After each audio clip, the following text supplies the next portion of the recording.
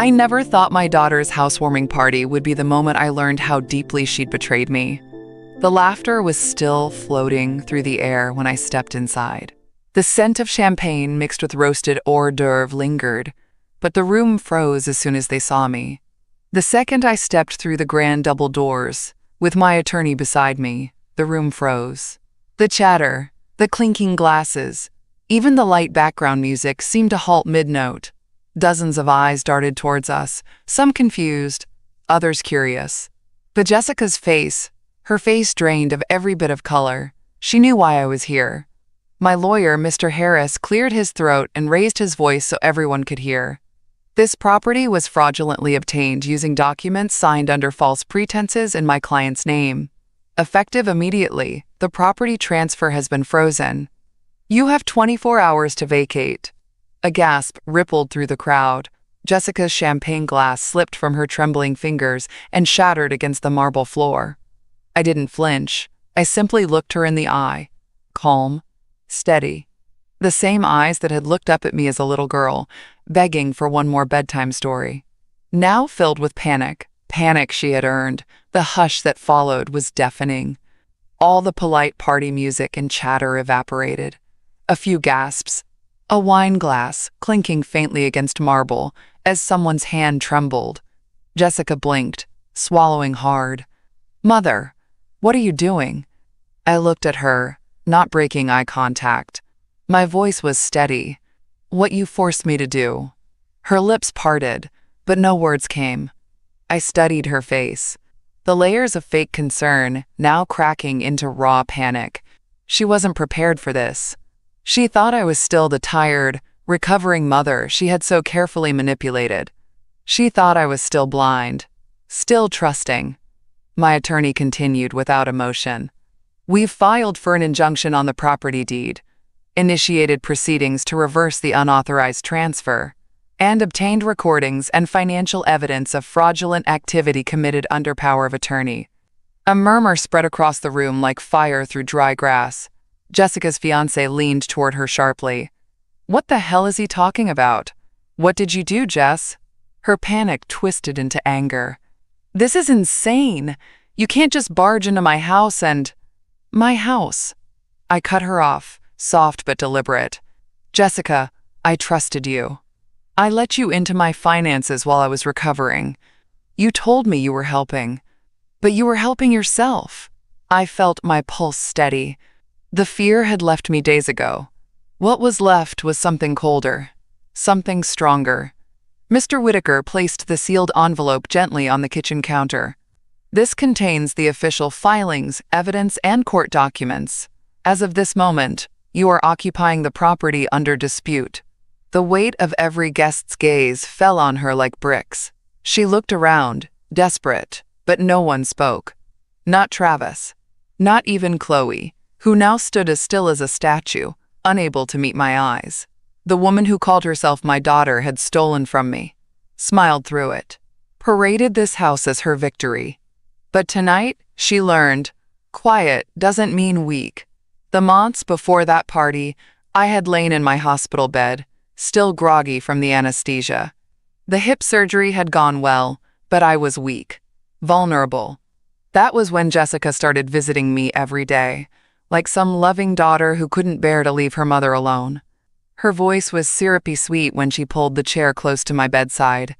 "Mom, you need to focus on healing. Don't worry about the bills or the bank stuff. I can handle it for you. Just let me help." At first, I was touched. After all, I had raised her to be strong, independent, better than I had ever been. She always was the ambitious one, the one who wore power like a second skin. Her sister, Chloe, had stayed simple, close to home, but Jessica had always chased something bigger, and I had applauded it, so I let her help. She arrived every day with soup, new books, and a warm smile. She had my passwords, my power of attorney papers I had drawn up years ago after my husband passed, when Jessica insisted we get everything prepared just in case. Back then, I thought I was being smart, responsible. Now I see how carefully she had prepared me.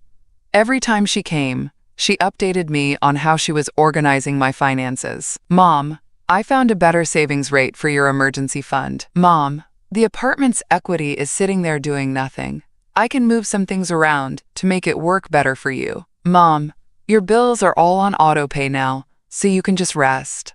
It was a kindness that felt so genuine, and I wanted to believe it. My body was failing me. I needed her. So I nodded and smiled, letting her take the wheel. But I should have felt the pull sooner. That tiny voice inside whispering, "She's too eager." One afternoon, as she rubbed lotion onto my arms, she chuckled softly. "Mom, I don't know how you managed all this alone for so long. You'll never have to worry again. That's what family's for." Her hand lingered on mine. That's what family's for. It sounded so comforting. But I couldn't shake the hollow tone behind those words. Days blended together. I signed forms she placed gently in front of me. "Just routine paperwork for refinancing," she said. "We're getting a better rate, less stress for you." I didn't read them. I was tired. I trusted her. And that's exactly what she counted on. It was one of those sunny spring afternoons, the kind that feels like it should carry nothing but good news. Jessica arrived, cheerful as ever, with a folder tucked under her arm and a cup of chamomile tea for me. "Just a few things to sign, Mom," she said lightly. "We're finally locking in that lower interest rate. This will help reduce your bills by hundreds every month." She made it sound like a gift, like a solution to a problem I didn't even know I had. I took the folder, flipping through the thick stack of papers covered in dense legal text. My eyes blurred almost instantly, the print too small, the language deliberately complicated. But Jessica was patient. She leaned closer, tapping her manicured nail gently on the signature lines. "Here, here, and here," she guided, her voice soothing. "You don't have to read every word, Mom. It's just routine. I reviewed everything with the lender already. You know I'd never let anything happen to you." And I believed her. That's the part that still makes my stomach turn. I wanted to believe her. She was my daughter. She'd been coming every day, making sure I had my meds, bringing me my favorite snacks. She even handled my physical therapy appointments when I felt too drained to keep track of them. Why would I suspect anything? After all, wasn't this what family was supposed to do? I signed. 3 times. Jessica smiled, folded the papers neatly back into the folder, and kissed my forehead like a nurse tucking in a patient. "There we go. All set, Mom. You just focus on getting stronger." I watched her leave that day, humming as she carried that folder out the door, completely unaware that I had just handed her the keys to my entire life. Weeks passed, and the bills kept arriving. Nothing seemed different at first. My utilities were paid, my checking account still had enough for groceries. Jessica still stopped by, always bringing updates, always smiling, always busy, always in control. "It's so good you let me help, Mom," she said once, setting down a casserole. "You don't need the stress." I nodded, grateful again, too blind to see the invisible noose tightening around my neck. The real storm was still gathering behind the scenes, and I had no idea she'd already used my signatures to borrow against my apartment. My husband's last legacy to me, securing a 6-figure loan with my home as collateral. Without my full consent, without my knowledge, I handed her my trust, and she sold it. The sickest part? She never needed to raise her voice. She never pressured me. She never even had to lie outright. Jessica knew me too well. She knew exactly which strings to pull. The soft ones. The ones labeled motherhood and trust. And I'm only helping. And I, desperate to feel loved in my weakest moment, handed her the knife and turned my back. I can still hear her soft, sweet voice in that apartment, the one I didn't know she was slowly stealing. "It's all under control, Mom. You're safe. You can relax." She made sure I was so comfortable I never noticed I was drowning. It was such a stupid thing, really. I wasn't even trying to listen. Jessica was in my kitchen, chatting on the phone while stirring some soup. I was lying on the couch, my legs propped up, pretending to read. I could hear her voice float into the living room, casual and light, until the words shifted. Yeah, it worked out perfectly. Mom practically gifted us the down payment without even realizing it. My stomach clenched. I didn't move. I didn't even breathe. Her voice dropped into a giggle. No, Travis has no clue either. As far as he's concerned, this is all from my bonus. She trusts me completely, poor thing. Poor thing. I stared at the ceiling fan turning above me, counting the rotations to stop myself from leaping up and confronting her right then and there. She kept laughing softly, her voice fading as she moved toward the bedroom. But those few words stayed behind, echoing in the hollow pit of my chest. Down payment. Without even realizing it, poor thing. I closed the book slowly, my hands ice cold. My mind raced, trying to push away what I had just heard, trying to rationalize, trying to hold on to the version of Jessica I thought I knew. But the cracks were too wide now. The words had pierced straight through. For hours after she left that evening, I sat in the quiet apartment, staring at nothing. The weight of that single overheard joke was crushing. My daughter, my blood, had tricked me. She hadn't been helping me out of love. She had been setting me up. Every sweet word, every comforting visit, every offer to handle things for me, it had all been part of a plan I never even knew was unfolding. And I had made it so easy for her. The more I replayed her words, the more certain I became. She had borrowed against my apartment to fund the purchase of her new home. The house she was now so proudly showing off to friends. The housewarming party she was so eager to invite me to. She didn't think I'd ever find out. She counted on my trust being absolute. She thought I was too old, too tired, too grateful for her attention to even suspect. But that night, as the anger built beneath my grief, something else woke up inside me, something I hadn't felt in years. A resolve, a cold, steady clarity. She made one mistake, I thought. She underestimated me. I didn't call her out that night. I didn't confront her with tears or questions. No, I stayed silent. I needed proof, and I was gonna get it. Quietly. Because unlike her, I knew how to wait. And I was done being the poor thing. From that night on, I became someone new. Someone Jessica didn't know how to read anymore. I smiled when she visited. I thanked her for every casserole. I nodded along to every update about how smoothly everything was running now. But the moment she left, I turned into something sharper. I started digging. It began with my bank statements. She still had everything routed through the joint online account she'd set up for my convenience, but she was sloppy, careless, probably too comfortable after months of unchecked access. When I opened the digital ledger, I immediately saw things that made my blood chill. Transfers, withdrawals, loan payments, amounts far larger than anything my modest retirement funds required. One entry caught my eye. A $300,000 lump sum, labeled as equity advance. The name of a private lender I didn't recognize sat next to the transaction. I closed my eyes and sat back, forcing my breathing to stay steady. I wanted to scream, to cry, but I couldn't afford that anymore. She had borrowed against my apartment, my home, the only thing my late husband had left behind after cancer took him. The one stable foundation I had. Jessica had used it as collateral for her new life, and I had signed it all away under her gentle, careful manipulation. And yet, even as the rage burned beneath my skin, I stayed calm. I had learned something that night. Rage is loud, and loud people make mistakes. I would not be loud. I would be deliberate. The next day, when Jessica arrived, as cheerful as ever, I played my part. "Mom, you look so much better today," she chirped, placing a bouquet on the dining table. "I told you, all that stress melts away when you let me handle things." I smiled. "You've done so much, sweetheart. I don't know what I would have done without you." She beamed. Her trap had worked so well she didn't even sense the shift beneath my words. As we had tea, she babbled on about housewarming plans, how Travis's parents were impressed with the mortgage deal she secured. I listened, every word another thread in her web of lies. When she left, I called the one person I knew would understand. David Whitaker, my husband's old attorney. "David," I said, my voice calm but firm, "I need your help, and I need you to be discreet." That was the first real step.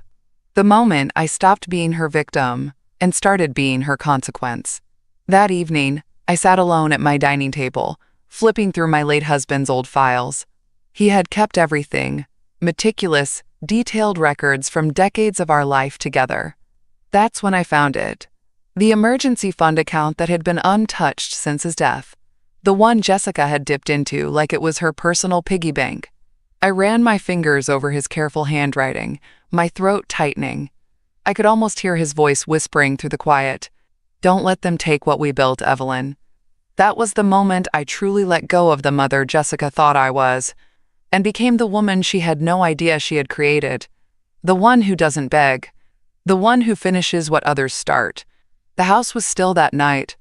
I sat at my dining table, under the dim glow of the old chandelier my husband once installed with his own hands. The same hands that had held mine during every storm life threw at us. His handwriting stared back at me from the worn folder. So careful, so precise. Even after death, he was still here, guiding me. The emergency account he built for us was supposed to be my safety net, our promise to each other. If anything happened, there would always be something left, something safe. Untouched. But now it was hollow. Jessica had drained it. I didn't even know when. That realization landed heavier than I expected. The betrayal wasn't just financial. She had reached into the most sacred part of what my husband and I created. The part we built through late nights, second jobs, sleepless worry, and quiet faith. I pressed my palm flat against the folder as though I could somehow protect what was already gone. That's when the tears finally came. Not loud sobs, but silent, steady drops rolling down my cheeks, pooling onto the documents. My chest ached. Not from rage, not yet, but from grief. I had spent so many years telling myself Jessica was different, that her sharp ambition was harmless, that her hunger for more was simply a reflection of the better life I wanted for her. But ambition without loyalty is poison. And I had been slowly drinking it for years without realizing. As I sat there, memories rolled through my mind like unwanted visitors. Her teenage years, when she first started calculating everything, how she'd compare her allowance to Chloe's, always angling for more. Her college years, when she insisted on expensive summer programs for her future, even as we sacrificed vacations to afford them. Her first job, when she joked that one day she'd take care of me because I deserved a nice retirement. I had mistaken her cold confidence for independence. I never imagined that promise of taking care of me would turn into taking from me. Around midnight, I heard the clock chime. The house was painfully quiet. My husband would have handled this differently, I thought. He had always been patient, cautious, but fierce when needed. That's when something inside me clicked. I realized this wasn't about getting even. It was about reclaiming what was mine. Not just the apartment, not just the money, but the dignity I had allowed to be chipped away piece by piece under the guise of help. I would not yell. I would not scream. I would not make this a spectacle. No, I would prepare. The next morning, with trembling but steady fingers, I called David again. My voice was low, but it carried something new, steel beneath the calm.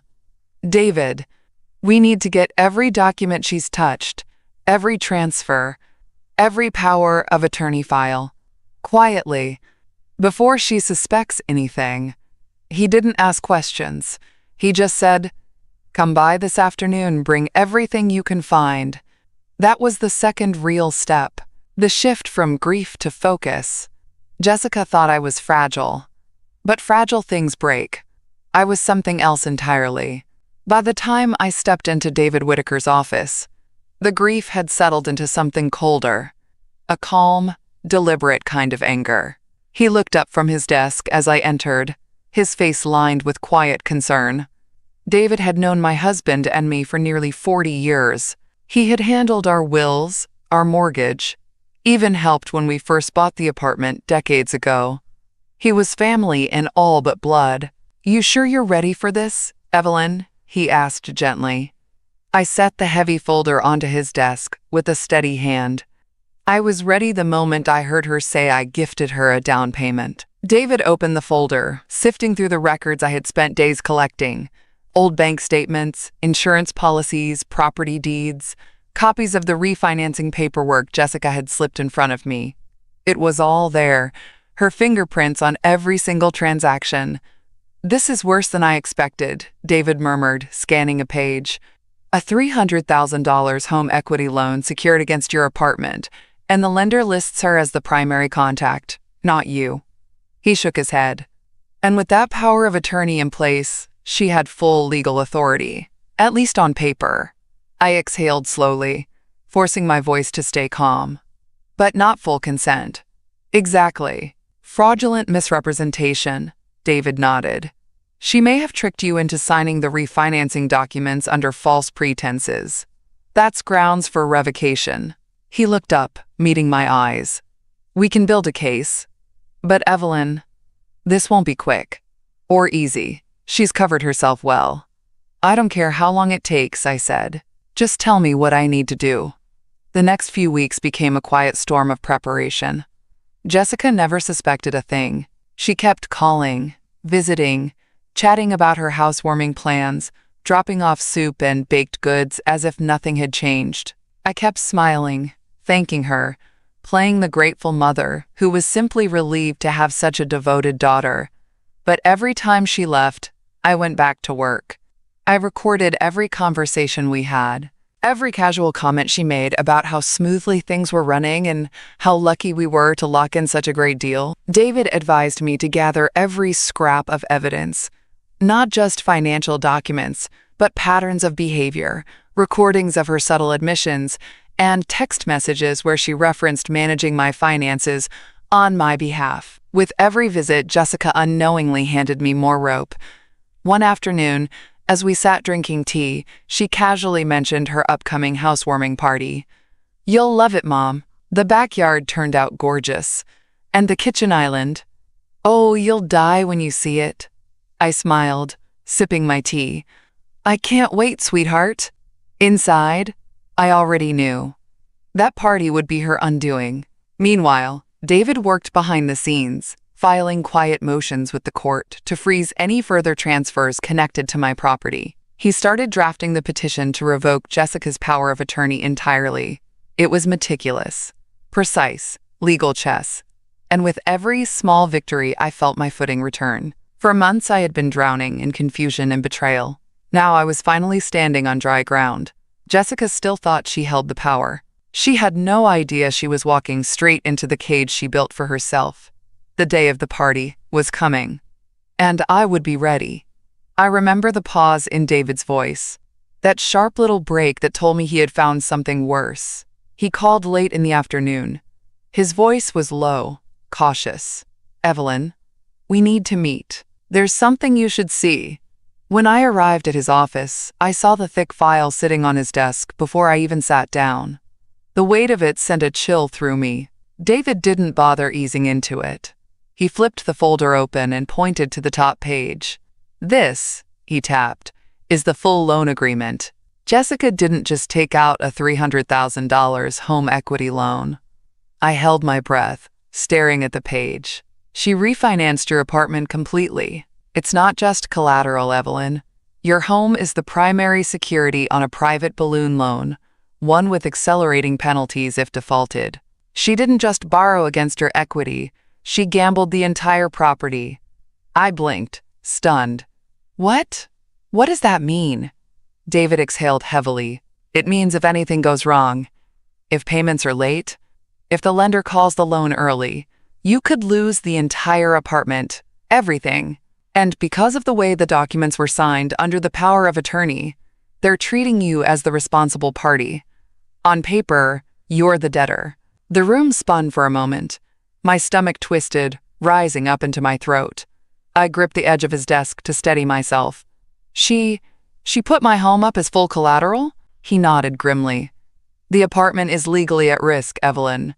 She essentially used your signature to backstop the entire purchase of her house." I sat there, staring at the neat little lines of legal text, the fine print I hadn't read, when Jessica placed those documents in front of me weeks ago. How easily I had handed her my future, my husband's legacy, my safety. She knew exactly what she was doing. I expected the grief to return, the helplessness. But instead, what settled inside me was something far colder. This was never just about greed. This was about control. Jessica didn't just steal from me.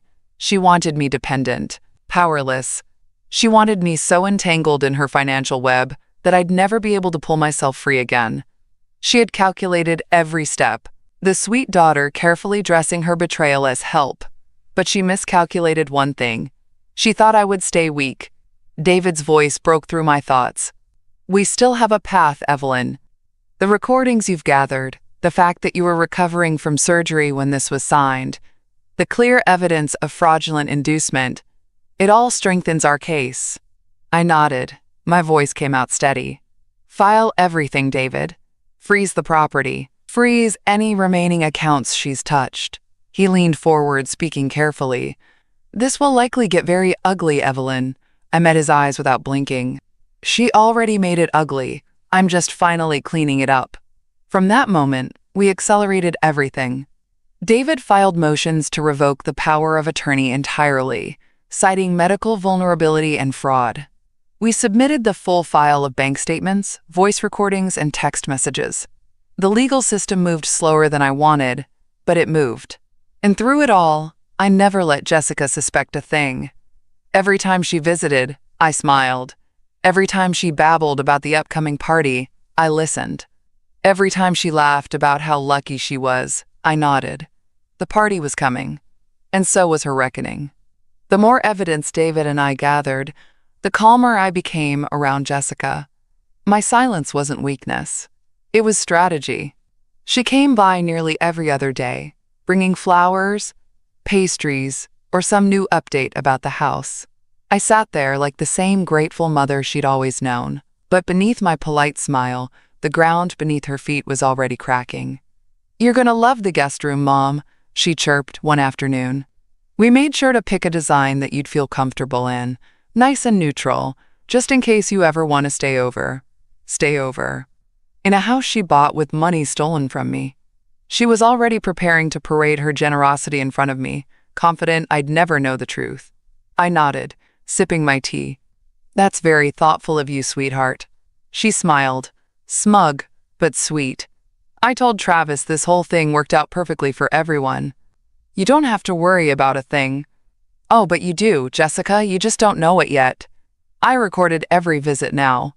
The small recorder David gave me sat quietly inside a decorative box on the coffee table. Jessica never noticed. She was too certain of her control.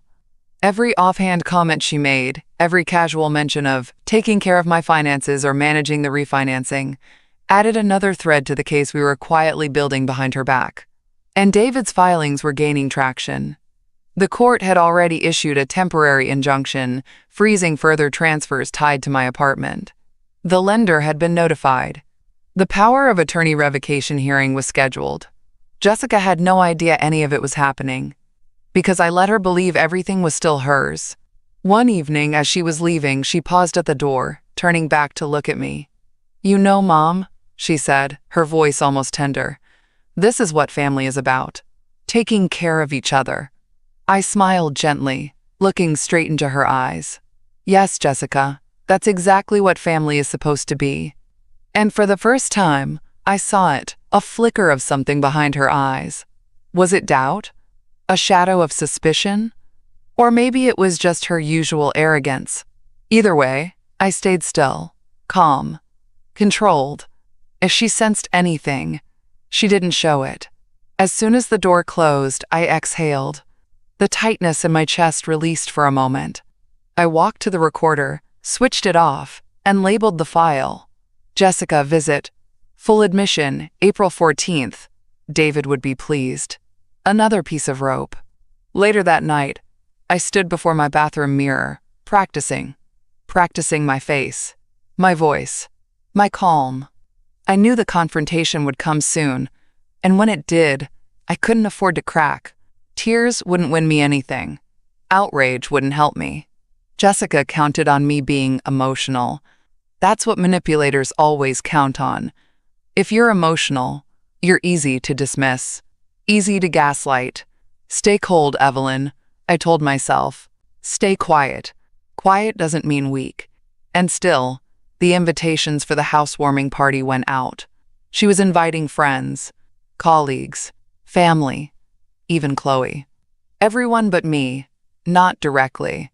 But when she casually mentioned it during her visits, it was clear she expected me to decline. She didn't want me there unless I could play the doting, clueless mother. She didn't know that I had already planned to be there. She just didn't know how I'd be arriving. When the invitation arrived in the mail, I almost laughed. It was printed on thick, expensive cardstock, pale gold with embossed lettering. Jessica and Travis, New Beginnings Housewarming Celebration. There was no personal note, just a formal invitation addressed to Mrs. Evelyn Carter. That small detail told me everything. She wanted me there, but only as a prop, a background piece. The smiling, approving mother who would nod politely while she showed off everything she had stolen. It wasn't a request. It was a performance. And I would attend, just not in the role she imagined. David called that afternoon. The injunction is locked. The property's frozen pending the fraud hearing. Good, I said. And the recordings? He sounded satisfied. The transcripts are filed. We have more than enough to demonstrate misrepresentation. But Evelyn, once you show your hand, it'll turn ugly. I smiled faintly, my voice steady. That's what you're here for, David. I'm not scared of ugly anymore. He chuckled softly, though his tone stayed serious. There's one more thing I want filed before the party. A preliminary revocation of the power of attorney. It'll be on public record by then. Perfect, I said. The week leading up to the party, Jessica stayed busy playing the attentive daughter. Don't overdo it, Mom, she said sweetly during one visit. I know big events wear you out. If you're too tired to come, we'll completely understand. She smiled wide, but I saw it clearly now. That tiny glimmer of discomfort behind her eyes. She didn't want me there. Not really. She wanted the idea of me there. Quiet, compliant, controlled. She didn't want my presence. She wanted my absence dressed up as my own polite choice. I smiled right back. Oh, sweetheart, I wouldn't miss it for the world. Her lips tightened slightly. Good. Travis's boss will be there, and his parents flew in yesterday. It's important to show them how strong our family is. Strong! She still thought she was winning. The night before the party, I sat again before my bathroom mirror. Not with grief, not with fear, but with precision. I rehearsed my voice, calm, even. I practiced the phrases I would say, the phrases that would break her open in front of everyone without raising my voice once. I stared into my own eyes, steadying myself. She doesn't expect this version of you, and she didn't. That was her biggest mistake. When the day arrived, I dressed carefully, simple, elegant, nothing flashy. My spine felt like iron under the silk. David arrived at my door, precisely on time, his briefcase in hand. You're sure? He asked one last time as we drove. I looked out at the passing streets, the city rolling by, like a stage being prepared for my scene. I've never been more sure of anything in my life. As we pulled up to the house, I saw the crowd already gathered, friends, relatives, colleagues, all mingling in the grand new home she stole with my name. Jessica stood by the front entrance, radiant, her arm looped through Travis's. She was mid-sentence when she spotted me approaching. For a brief second, her smile faltered. She hadn't expected me to come with David, my attorney at my side. She recovered quickly, plastering that wide, charming smile across her face. Mother, you made it, she called, her voice too bright. I walked up slowly, every step deliberate. Yes, dear, I answered softly. I wouldn't miss it. The house was immaculate. Expensive marble floors gleamed under my feet. Gold-rimmed glasses sparkled under soft, curated lighting. The smell of catered hors d'oeuvre wafted through the air as waiters in black uniforms circled politely. Jessica floated from group to group like the perfect hostess. Her voice was light, her laughter controlled, her posture flawless. Every move was rehearsed. But as I watched her, I saw it for what it really was. Not grace, but tension. Underneath that flawless performance was a woman terrified of losing control. And I was here to take it back. I excused myself to the powder room, closing the door behind me. My hands gripped the edges of the porcelain sink as I stared into the mirror. This was it. My reflection stared back. 68 years of patience, of endurance, of sacrifice. And now, finally, resolve. "You will not cry," I whispered to myself. "Not now."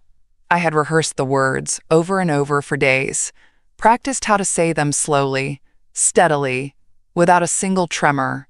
My victory would not come from shouting. It would come from staying calm while her world cracked open. Quiet doesn't mean weak. The weight of my husband's absence settled briefly in my chest. If only he were here to see this. To see how his careful savings, his hard work, everything we built together was almost stolen. But instead of breaking me, Jessica's betrayal had awakened a part of me I forgot I had. A part that could fight. A part that didn't need to beg for anyone's approval anymore. Not hers, not anyone's. I dabbed my lipstick carefully, my fingers steady. My skin was older, but my gaze was sharp. Tonight, the daughter who thought she could use my kindness as her weapon was about to learn who I truly was. I stepped back into the hallway, where David waited. He gave me a slight nod, his hand resting casually on his briefcase. "We're ready when you are," he said quietly. I smiled. Let her finish her speech. A few minutes later, the entire crowd gathered in the living room. Jessica took center stage beneath the grand chandelier, her hand resting on Travis's arm. "Thank you all for being here tonight," she began, her voice smooth. "This house represents a fresh start, a future built through hard work, sacrifice, and love." She glanced toward me briefly, adding with an overly bright smile. "And, of course, with the support of my wonderful family." The crowd applauded politely. Travis's parents beamed. The champagne sparkled in everyone's glasses. Jessica stood tall, basking in the moment she believed she owned. I waited, perfectly still. David stepped forward slightly, his voice cutting cleanly through the applause. "Excuse me, everyone. Before you continue, Ms. Carter, there's a matter we need to address." The room quieted instantly. All heads turned. Jessica blinked, her smile tightening as her eyes darted to me. "I'm sorry?" she said, her voice still trying to sound pleasant. David's voice remained professional. "As legal counsel for Mrs. Evelyn Carter, I am required to inform you that this property is under active legal dispute due to fraudulent financial actions committed under revoked power of attorney. Immediate vacate orders have been filed." The silence that followed was breathtaking. I held Jessica's gaze, calm, unblinking. Her lips parted, but no words came. The trap was closed. The hush was heavy. I could hear nothing but the faint hum of the air conditioning and the distant clink of ice settling in untouched glasses. Jessica's face drained of color, the smile she'd worn like armor cracked in front of everyone. "Mom, what is this?" she finally whispered, barely able to keep her voice steady. I kept my gaze even, my tone calm. "This, Jessica, is your consequence." David stepped forward again, opening the manila folder he had carried in like a weapon. "Filed with the Superior Court this morning," he stated clearly, holding up the stamped documents for everyone to see, "is a full revocation of the previously assigned power of attorney, now determined to have been exploited through fraudulent inducement. Additionally, motions have been filed to freeze all transactions and assets connected to Mrs. Carter's name, pending the full investigation." I could see Travis shift uneasily beside her. He glanced down at her, his brows knitting with confusion. "Jessica, what's going on?" Jessica's head whipped toward him, her voice suddenly sharp. "Nothing. This is a mistake, just a misunderstanding." She turned back to David, forcing a strained laugh. "You must be confused. My mother authorized all of this." David's voice never wavered. "We have evidence proving otherwise. Recorded conversations, text messages, bank statements, and witness testimony, all confirming that Mrs. Carter was manipulated into signing financial documents while recovering from surgery without full disclosure or consent. The room shifted. The weight of the word manipulated hung like a thick fog. Guests exchanged looks. Whispers started to stir. Jessica's breath came faster now, her composure slipping further with every passing second. I didn't manipulate anyone," she stammered. "We discussed everything. She wanted my help." I spoke then, my voice soft, but cutting through the noise like a blade. "No, Jessica, I trusted you. And you saw that trust as an opportunity." Her face twisted, panic beginning to claw through her mask. She scanned the room, seeking rescue, but none came. Even Chloe stood frozen, wide-eyed and silent in the corner. Then David pulled out his final piece. "For those concerned, the court has already issued a preliminary injunction prohibiting the continued occupancy or financial benefit from this property by Ms. Carter or her affiliates. You have 24 hours to vacate." The words landed like a thunderclap. The polite housewarming gathering dissolved into hushed chaos. Guests shifted uncomfortably, some murmuring apologies as they discreetly made for the door. Jessica reached out to grab my arm, her voice trembling. "Mom, please, don't do this. We can fix it. This doesn't have to be public." I gently pulled my arm away, keeping my voice steady.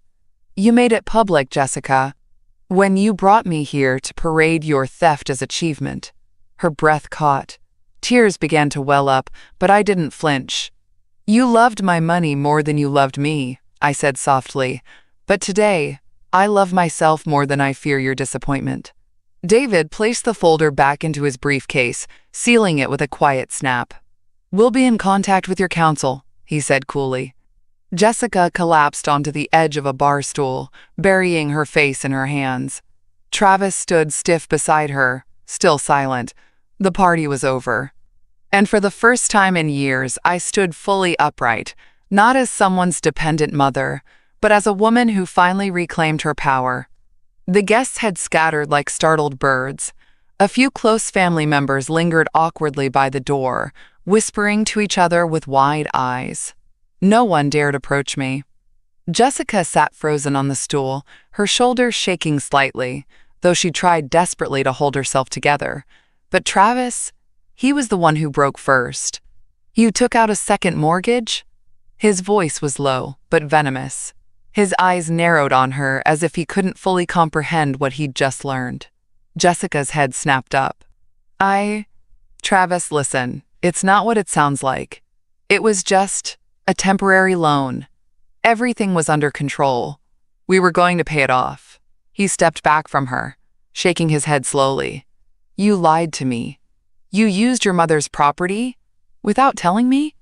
You told me this house was bought with your bonus, your savings." Her voice rose, frantic now. "Because you wouldn't have agreed. You kept saying we couldn't afford it, that it was too risky. But I fixed it, Travis. I handled it." "You handled it?" he repeated bitterly. "You jeopardized everything. My job, my reputation. You tied my name to fraud." The tension that had been simmering for months, maybe even years, cracked wide open between them.